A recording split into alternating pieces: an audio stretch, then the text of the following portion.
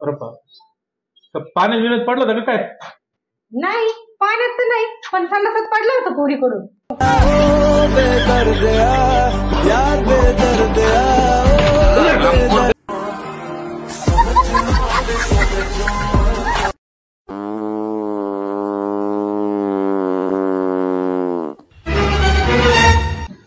घरात विमान घुसलं की काय?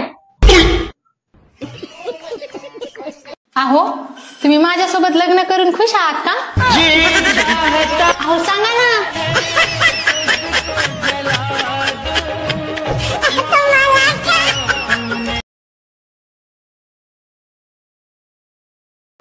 आता का मारलं मला? माझं नाही चूक जाता.